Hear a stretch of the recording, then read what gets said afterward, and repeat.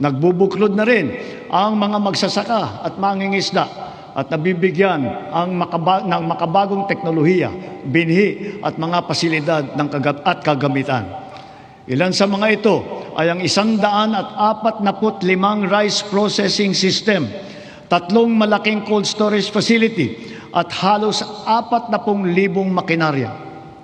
Ang mga taniman naman ng niyog ay dumadami at lumalawak din, dala ng ating programa na malawakang pagtatanim sa buong bansa. Nakapagtanim na tayo ng 18 milyong puno at layunin po natin na sa pagkatapos ng administrasyong ito, makakapagtanim tayo ng 100 milyong puno ng niyog sa Pilipinas.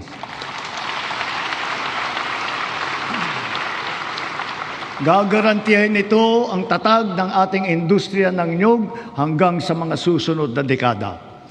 Ang